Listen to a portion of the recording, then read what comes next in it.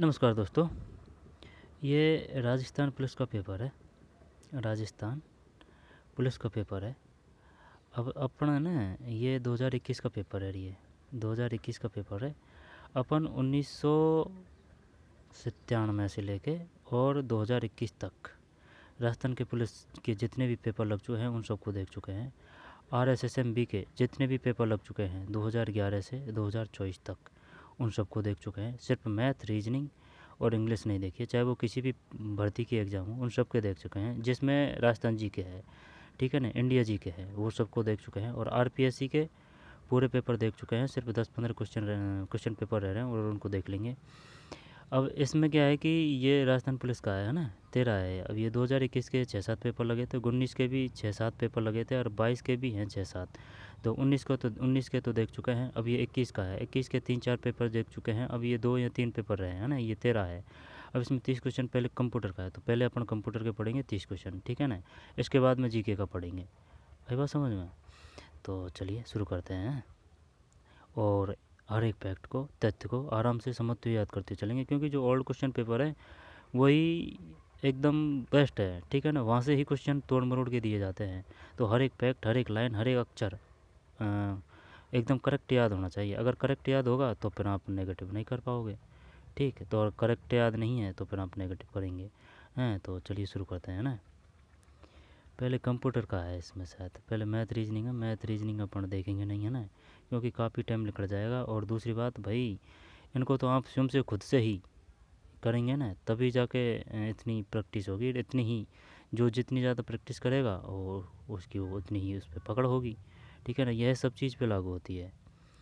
तो चलिए, तो ये खुद से ही करनी पड़ेगी। अब GK को तो क्या है, आप मिल के याद कर सकते हैं, ठीक है, लेकिन रीजनिंग को नहीं। रीजनिंग में क्या है, जितनी प्रैक्टिस करोगे उतना ही फ़ायदा है।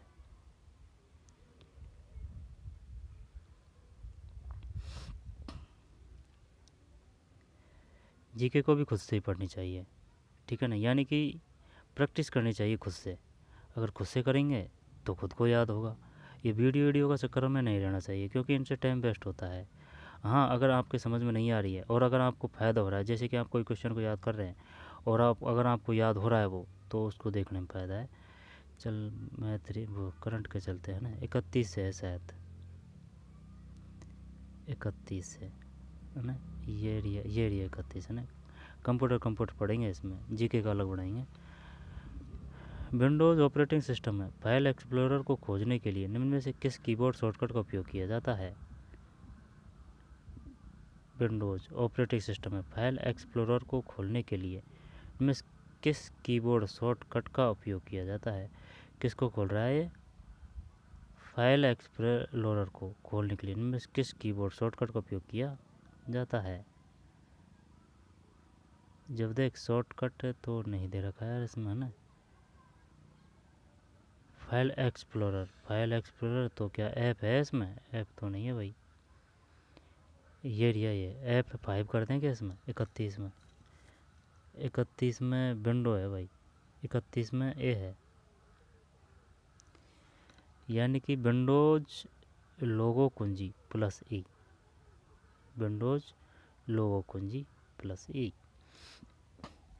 अपने कंप्यूटर को ऑन करने और विंडोज़ पर लॉग ऑन करने के बाद आपको दिखाई देने वाले मुख्य स्क्रीन क्षेत्र का नाम क्या है?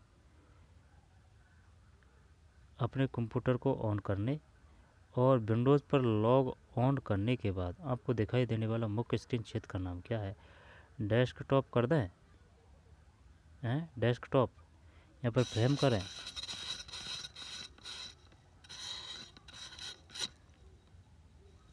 डेस्कटॉप सही है, ठीक, डेस्कटॉप सही है, डेस्कटॉप।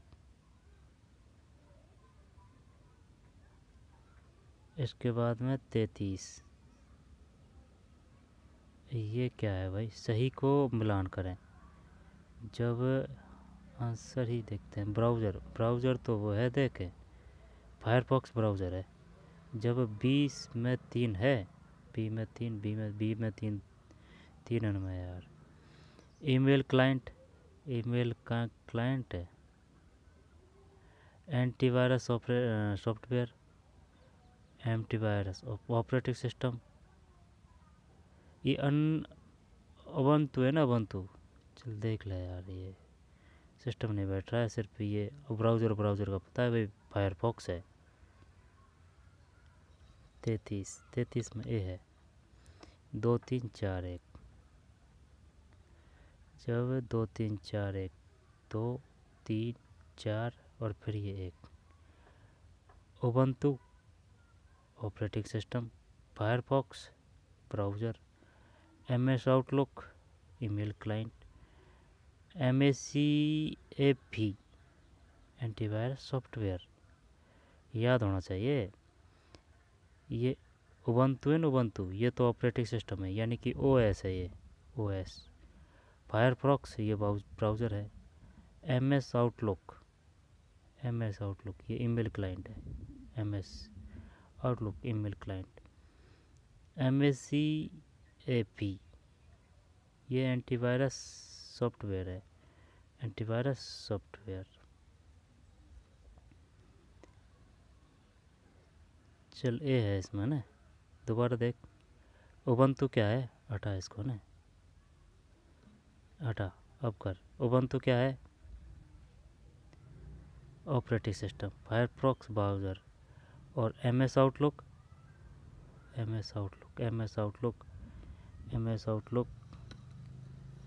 ईमेल।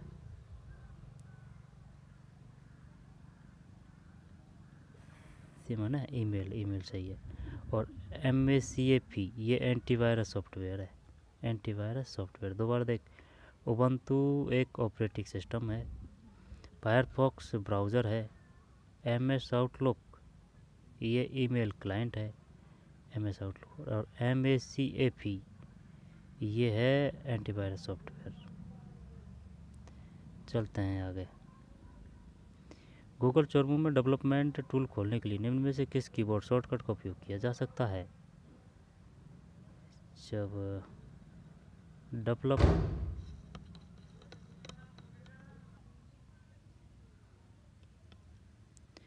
दोबारा देख, गूगल चोरमू में डेवलपर टूल खोलने के लिए निम्न में से किस कीबोर्ड शॉर्टकट का उपयोग किया जा सकता है?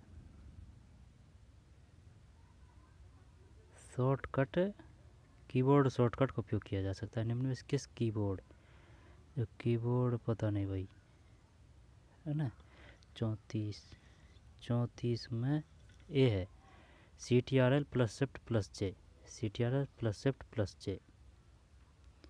HTTPS में एस का विस्तारित रूप क्या है? HTTPS में एस का विस्तारित रूप क्या है? जब 35 में डी है, सिक्योर। HTTPS में एस का विस्तारित रूप क्या है? सिक्योर है। एस का मतलब है ना यहाँ, इससे यह है सिक्योर, HTTPS। URL में आर का विस्तारित रूप क्या है? URL में resource, record, response, report. Response करते हैं 36, नहीं रिसोर्स है, रिसोर्स। URL में आर का विस्तारित रूप क्या है? रिसोर्स, ठीक, रिसोर्स। निम्न में से किस प्रक्रिया प्रोसेस में फाइल इंटरनेट पर एक कंप्यूटर सर्वर से आपके कंप्यूटर में स्थानांतरित की जाती है? ये डाउनलोडिंग है, 37 सही है ना, यहाँ ये तो सही है, डाउनलोडिंग। और ये कौन सा था इसमें? URL में आर का मतलब है रिसोर्स, ध्यान देना इस पर, यह आएगा क्वेश्चन। URL में आर का विस्तारित रूप है रिसोर्स। URL में आर का विस्तारित रूप है रिसोर्स। और HTTP में एस का विस्तारित रूप क्या है? ये है सिक्योर, है सिक्योर, ठीक। HTTPS में एस का विस्तारित रूप क्या है?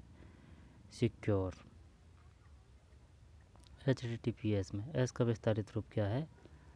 सिक्योर है। और गूगल चोरमू में डेवलपमेंट टूल खोलने के लिए निम्न में से किस कीबोर्ड शॉर्टकट का उपयोग किया जाता है? CTRL Shift + J, है ना, CTRL + Shift + J। फिर HTTPS में एस का मतलब है सिक्योर है, ये फुल फॉर्म भी आ जाएगी पूरा। बताइए HTTPS का मतलब क्या है? 35 में डी है। फिर URL में आर का विस्तारित रूप क्या है? ये रिसोर्स है, रिसोर्स। अब ये निम्नलिखित में किस प्रक्रिया प्रोसेस में फाइल इंटरनेट पर एक कंप्यूटर सर्वर से आपके कंप्यूटर में स्थानांतरित की जाती है? डाउनलोडिंग। नियंत्रण इकाई CU है ना, इसको बोलते हैं कंट्रोल यूनिट। यूनिट का मतलब इकाई है ना, नियंत्रण इकाई कंट्रोल यूनिट। और अंकगणितीय तर्क इकाई ALU अर्थमेटिक लॉजिक यूनिट। ये नाम आ चुका है कि ये बताइए ALU का पूरा नाम क्या है? ए से अर्थमेटिक, L से logic unit, arithmetic logic unit है ना, अंकगणितीय तर्क इकाई, ये हिंदी में है। CU का मतलब है कंट्रोल यूनिट। यूनिट का मतलब इकाई है ना, नियंत्रण इकाई। को एक साथ सामान्यतः गणितीय है अभिकलनात्मक इकाई कम्युनिकेशन यूनिट, संग्रहण इकाई स्टोरेज, स्ट्रीमिंग इकाई, प्रक्रमण इकाई प्रोसेसिंग यूनिट। यार ये ए कर रहा हूँ मैं इसमें ना, 38 डी है यार, गलत है भाई। प्रक्रमण इकाई यानी कि प्रोसेसिंग यूनिट। चल ले लेते हैं इसको। प्रक्रमण इकाई यानी कि प्रोसेसिंग यूनिट 38 में डी। नियंत्रण इकाई CU और अंकगणित तर्क इकाई ALU को एक साथ सामान्यतः कहा जाता है।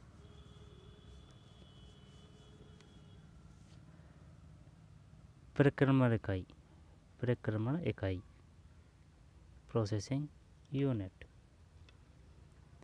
ठीक। प्रक्रमण इकाई प्रोसेसिंग यूनिट,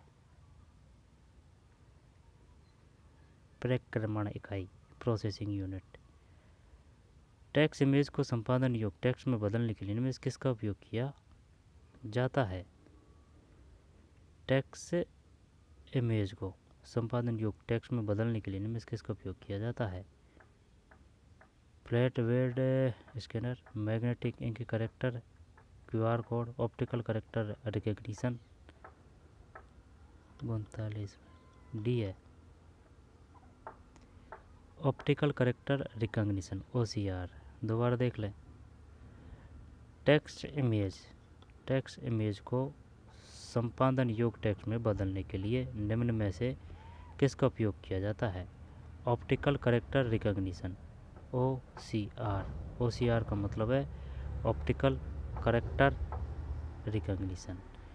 और flat bed scanner, magnetic ink character recognition MICR का पूरा नाम है magnetic ink character recognition, magnetic ink character recognition MICR। QR code ना DS में। निम्नलिखित कथनों में से सही गलत की पहचान करें। जब टच स्क्रीन सूचक point input device, plotter text input device.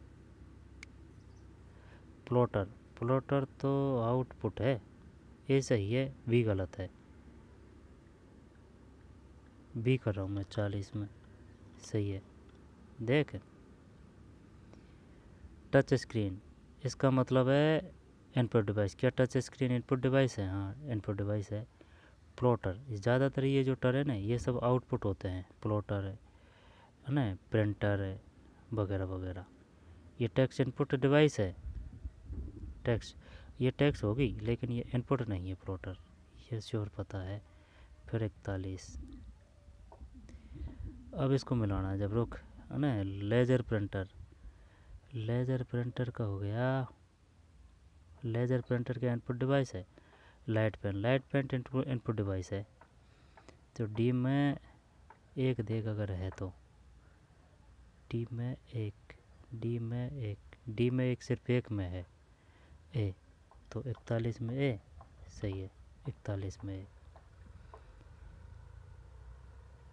जब सुन मेरी बात, मैग्नेटिक टैप, इसका मतलब है सहायक संग्रहण उपकरण। यादृच्छिक अभिगम, ये है थर्ड, आंतरिक भंडारण इंटरनल स्टोरेज।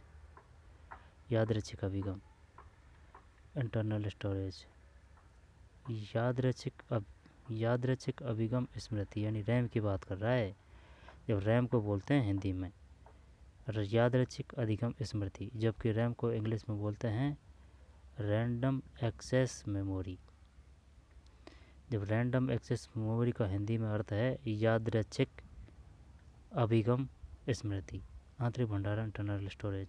लेजर प्रिंट ये तो आउटपुट होना चाहिए यार, ये है ना। सी में 4 सही है, आउटपुट डिवाइस। और लाइट पेन है सहायक संग्रहण उपकरण, ऑक्सिलरी स्टोरेज डिवाइस। जब मैग्नेटिक टैप का मतलब है सहायक संग्रहण उपकरण, ऑक्सिलरी स्टोरेज डिवाइस।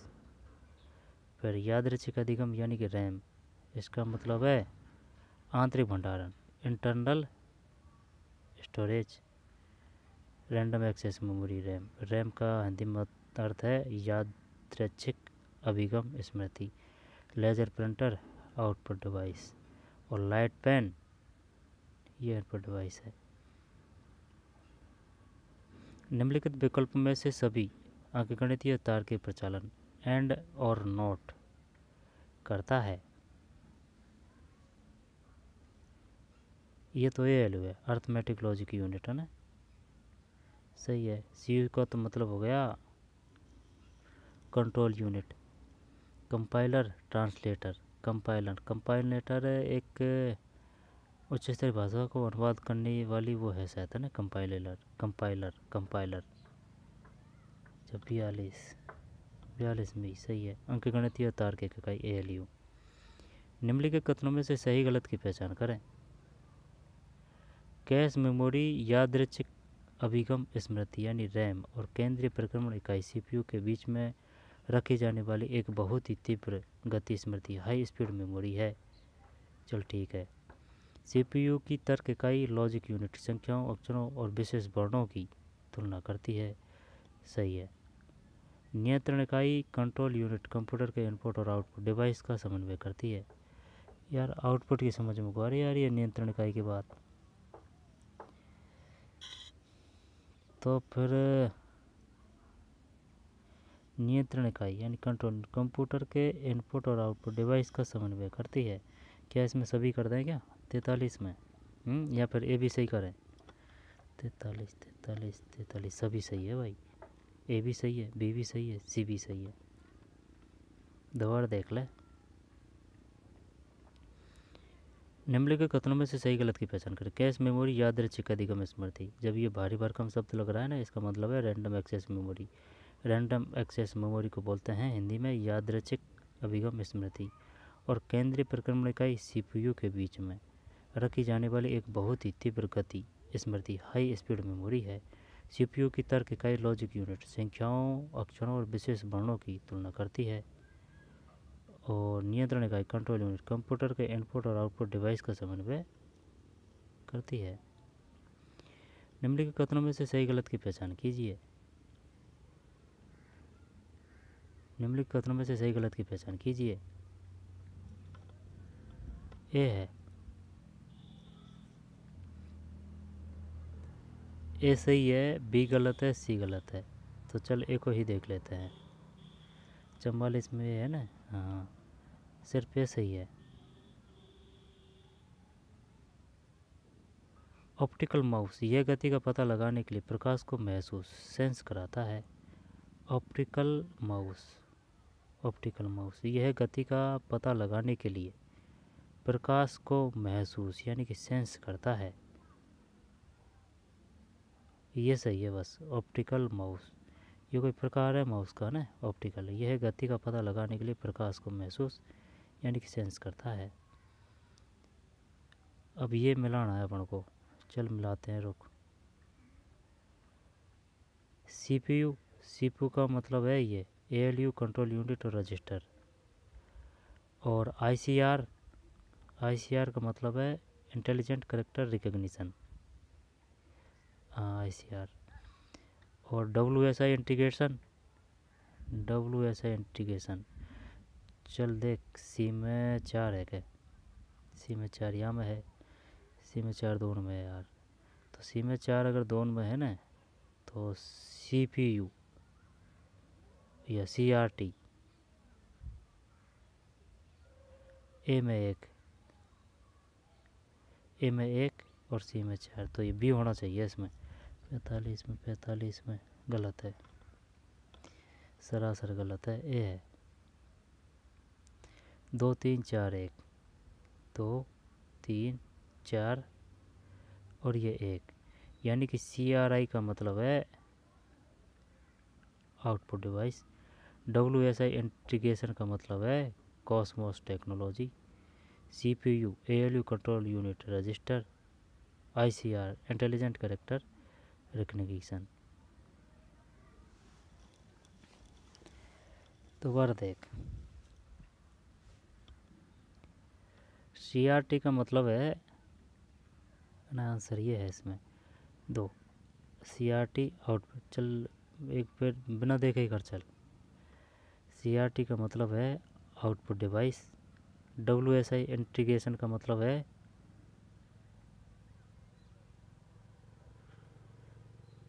ये है भाई CMOS टेक्नोलॉजी। CPU का मतलब ये तो सही था अपना, ALU arithmetic logic unit control unit register, और ICR का मतलब है ये भी अपना सही था यार, इंटेलिजेंट कैरेक्टर रिकग्निशन।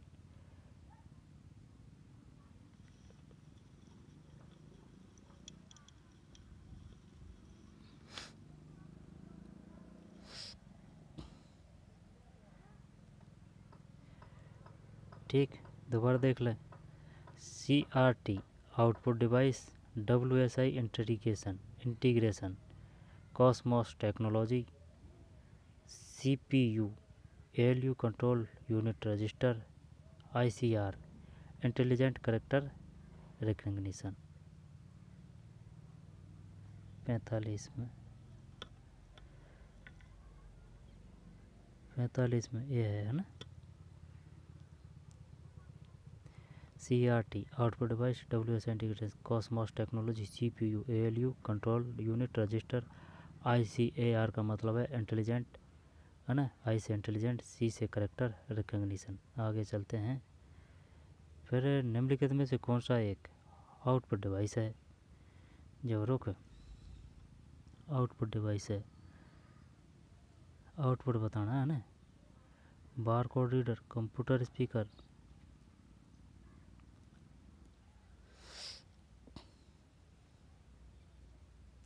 निम्नलिखित में से कौन सा एक आउटपुट डिवाइस है।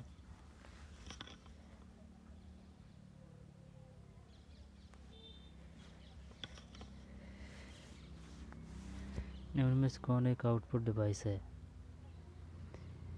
कंप्यूटर स्पीकर आएगा इसमें, बार कोड रीडर नहीं, इन्हें फ्लैट वेड स्कैनर ये पता नहीं, OMR ये, चलिए ये स्पीकर ही करते हैं। 46 सही है।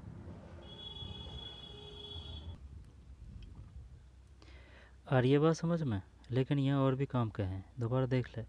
निम्नलिखित में से कौन सा एक आउटपुट डिवाइस है, जब ये स्पीकर है, लेकिन यहाँ ये सब है ना, ये सब इन है। Bar code reader input, flatbed scanner input, OMR scanner, OMR,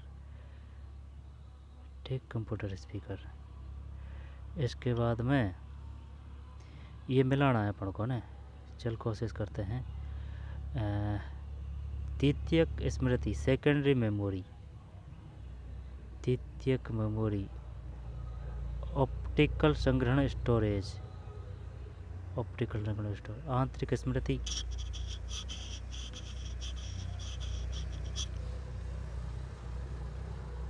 और लघुत्तम स्मृति इकाई, कॉम्पैक्ट डिस्क केवल पठनीय स्मृति, CD-ROM, कॉम्पैक्ट डिस्क केवल पठनीय स्मृति, CD-ROM। जब यार ये ना रैम, ये द्वितीयक स्मृति सेकेंडरी मेमोरी आएगी, यहाँ पर है आंतरिक, यहाँ पर ऑप्टिकल संग्रहण, आंतरिक स्मृति, लघुत्तम स्मृति इकाई और रोम।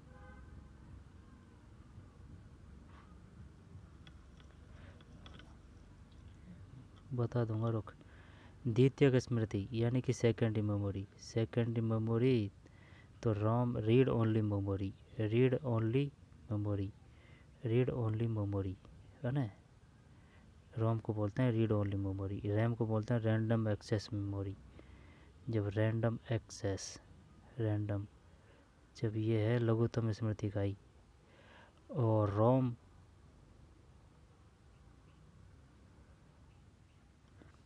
देख ले यार, 47 में ए 2 3 4 1, 2 3 4 और ये एक है।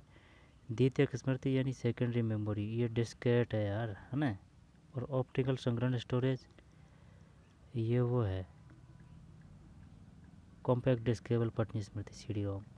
आंतरिक स्मृति ये रैम है। ये तो सही था यार आपका, आंतरिक स्मृति है ना रैम, जो फ़ोन में होती है ना रैम, कि 8 GB रैम है, 4 GB रैम है, 32 GB रैम है। रैम अगर बड़ी होती है तो फ़ोन हैंग वैंग वगैरह नहीं होता, बढ़िया स्मूथली काम करता है। लघुत्तम स्मृति का ही ये बिट है। जब देख है द्वितीयक स्मृति एंड सेकेंडरी मेमोरी, इसको बोलते हैं डिस्केट को, डिवाइस यूनिट। और ऑप्टिकल संग्रहण स्टोरेज ये है कॉम्पैक्ट डिस्केबल पठनीय स्मृति सी डी रोम। फिर आंतरिक स्मृति ये रैम है, ये रैम है। और लघुत्तम स्मृति इकाई ये बिट है।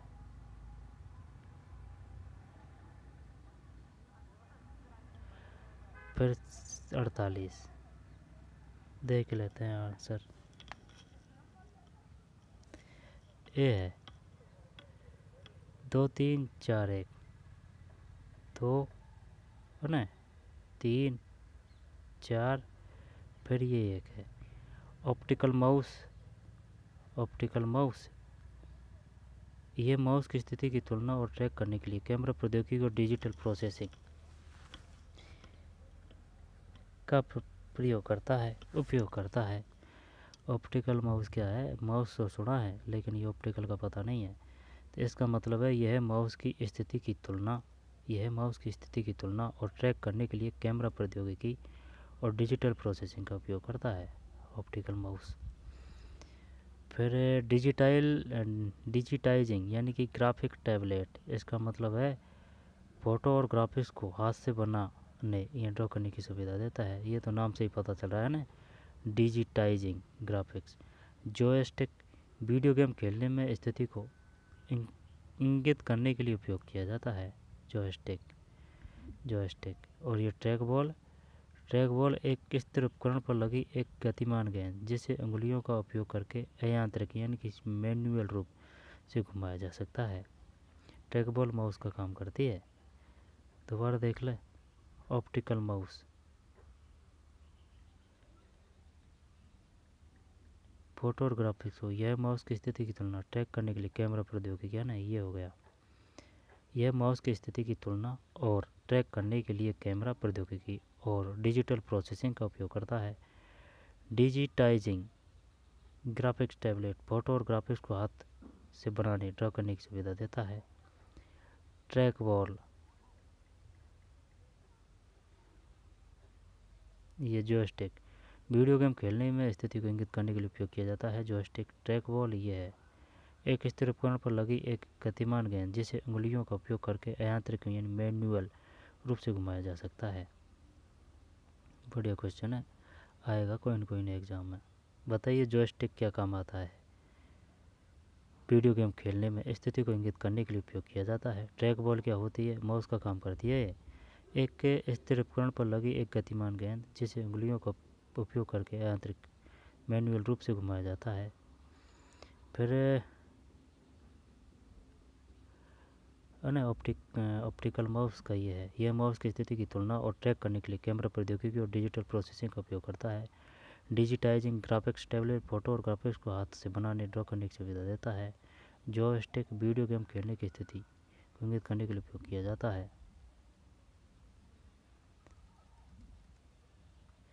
प्रिंट रेजोल्यूशन को की संख्या के रूप में मापा जाता है।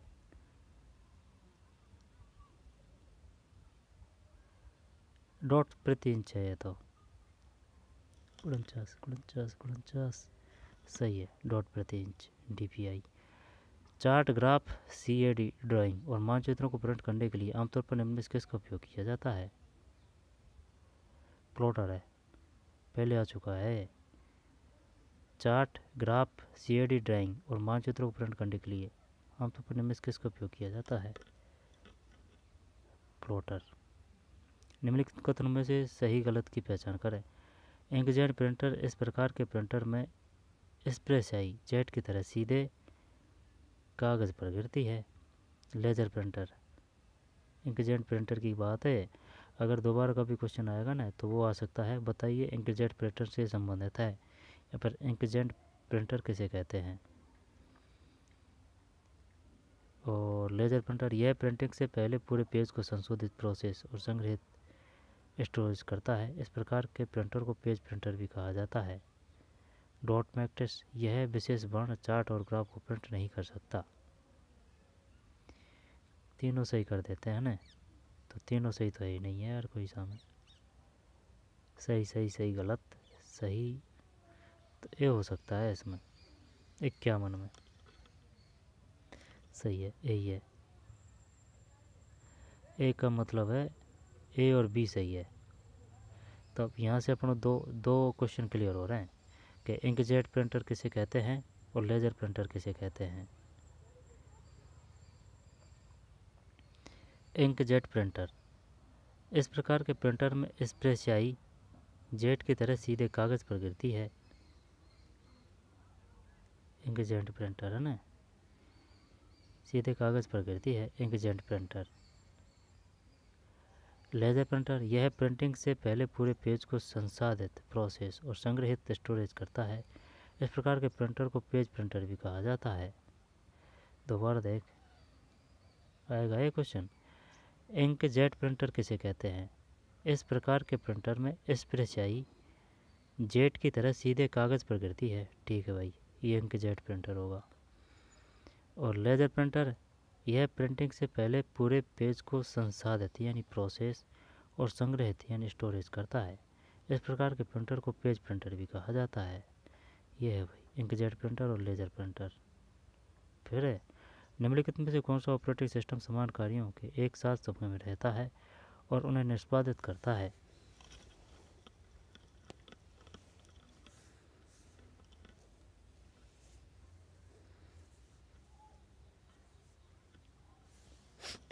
डी कर रहा हूँ मैं तो इसमें है, यहाँ पर बी ए है भाई। निम्नलिखित में से कौन सा ऑपरेटिंग सिस्टम समान कार्यों को एक साथ समूह में रखता है और उन्हें निष्पादित करता है? बैच ऑपरेटिंग सिस्टम, वैसे नाम से ही पता चल रहा है बैच। निम्नलिखित में कौन सा ऑपरेटिंग सिस्टम समान कार्यों को एक साथ समूह में रखता है और उन्हें निष्पादित करता है? Batch operating system. चल भाई मिला।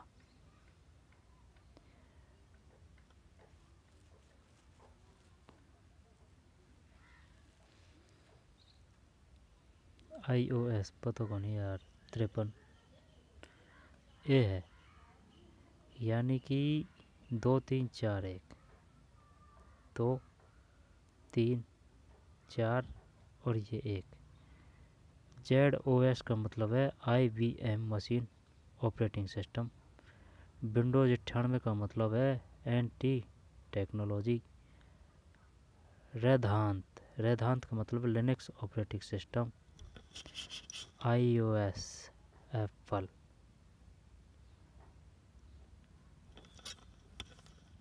दोबारा देख ले, ZOS IBM machine operating system ZOS, और Windows 98 NT technology. Red Hat Linux operating system. iOS Apple. दोबारा देख, ZOS का मतलब क्या है? IBM machine operating system. Windows 98 का मतलब क्या है? NT technology. विंडोज़ 98। रेधांत का मतलब है लिनक्स ऑपरेटिंग सिस्टम, iOS का मतलब एप्पल। आगे चलते हैं। MS वर्ड 365 में निम्न में से किस मेनू में रिश्यू फाइल विकल्प शामिल है? 54 इंसर्ट है, रिश्यू फाइल विकल्प शामिल है, इंसर्ट।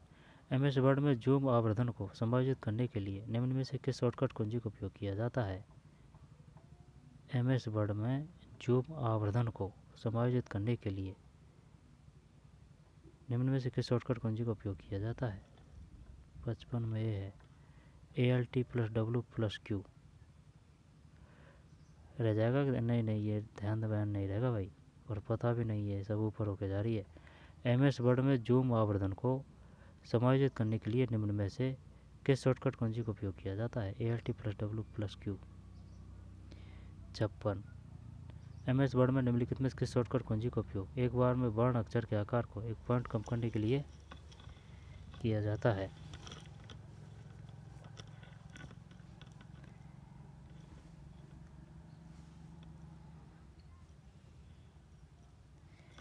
CTRL+। इसका मतलब ये है MS वर्ड में निम्नलिखित में से किस शॉर्टकट कुंजी का उपयोग एक बार में वर्ण अक्षर के आकार को एक पॉइंट कम करने के लिए किया जाता है? MS वर्ड की बात आ रही है ना।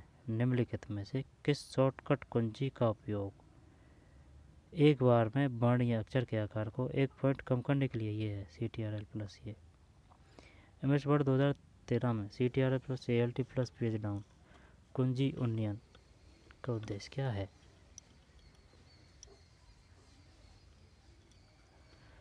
देखते हैं, आंसर देखते हैं ना, देख ले अगर आता हो तो। नहीं, पता नहीं है ना। 57 में डी है, कर्सर को विंडो में प्रदर्शित अंतिम वर्ण पर ले जाना। MS वर्ड 2013 में CTRL+ ALT+ पेज डाउन कुंजी अनुक्रम का उद्देश्य क्या है? MS वर्ड 2013 में MS वर्ड 2013 में MS वर्ड 2013 में MS वर्ड 2013 में CTRL+ ALT+ पेज डाउन कुंजी अनुक्रम का उद्देश्य क्या है? डी, कर्सर को विंडो में प्रदर्शित अंतिम वर्ण पर ले जाना। कर्सर को विंडो में प्रदर्शित अंतिम वर्ण पर ले जाना। 57 में डी। MS वर्ड में ये समझ में कोई यार बात ही है, चल छोड़ ना। कर्सर को विंडो में प्रदर्शित अंतिम वर्ण पर ले जाना। अब ये आता है कि ये भी नहीं आता भाई। MS वर्ड में स्पेलिंग एंड ग्रामर को खोलने के लिए निम्न में किस शॉर्टकट कुंजी का उपयोग किया जाता है? CTRL+ F2 कर दें। अब वो सिस्टम नहीं चल रहा है कि भाई CTRL तो आएगा ही, और जो कुंजी की जो ज़रूरत है, जैसे कि कॉपी की बात कर रहा है कि कॉपी के लिए क्या करेंगे, तो कॉपी का C है तो ऐसी कर दिया, चलो हो गया। नहीं, ये अलग है ना, घुमा के दे रहे हैं। 58 में ए है, ये देखें F7।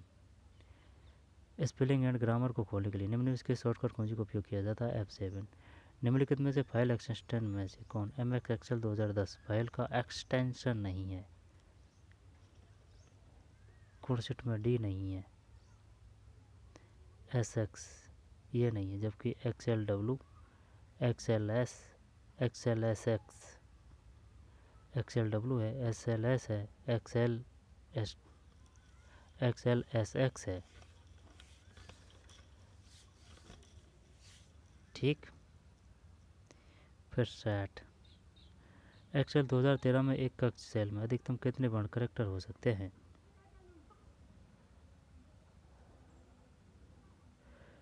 चल 32 कर दें क्या? सेल 32 और करेक्टर 767। सेट सही है। एक्सेल 2013 में एक कक्ष चयन सेल में अधिकतम कितने वर्ण करेक्टर हो सकते हैं? कितने वर्ण करेक्टर हो सकते हैं? 32, 767 वर्ण करेक्टर हो सकते हैं। 32, 767 ये था भाई कंप्यूटर, बढ़िया थे एकदम ज़ोरदार। अब ये जीके का क्वेश्चन है ना, अब इनको अपन अलग यार, ये राजस्थान पुलिस वाले यार ये गलत करते हैं यार, ये ऐसे है बात है ना, वो इस वजह से कह रहा हूँ मैं। क्योंकि इसमें कोई पेपर जैसे कि एक साथ ही हो रही है परीक्षा, जैसे कि कल हुई परसों हुई पहले दिन ऐसे लगी है एग्ज़ाम। लेकिन इनमें क्या है कि कोई पेपर तो खूब वह है भारी भरकम, ठीक है ना, स्तर हाई लेवल है, और कोई पेपर नॉर्मल है, ठीक है ना, एकदम बहुत, यानी कि दिन रात का अंतर है। तो अब ये जो पेपर है ना, ये टफ है। और जो इससे पहले पढ़ा था ना कि उसमें डायरेक्ट ये था कि इसका ये है कि ये, इसका ये है कि ये है कि जोधपुर की स्थापना किसने की, ठीक है ना, जोधारण, या फिर मेहरानगढ़ की स्थापना कब की गई थी, हैं, या फिर राय सिंह कहाँ के शासक थे, हैं, वगैरह वगैरह, यानी कि ये झट से पट इस प्रकार के थे एकदम, कि भाई ये कहिए, और ये समझ पे आधारित है, ठीक है ना। वैसे पहले दो पेपरों का वो सेम यही लेवल था, लेकिन बीच में एक पेपर दे दिया था वो, ये इस प्रकार से नहीं भाई, लेवल एकदम बराबर का होना चाहिए, ठीक है ना, इस प्रकार का अंतर नहीं आना चाहिए। आई बात समझ में, क्योंकि अब नॉर्मलाइजेशन करेंगे तो वो गलत है ना, ये ऐसे ही है। तो ये टफ है ये को पेपर, और जो वो वाला था ना इससे पहले पढ़ा था वो नॉर्मल था। तो चलिए सेट में से शुरू करते हैं पढ़ाएँ, तो मिलते हैं चलिए नई वीडियो में, धन्यवाद।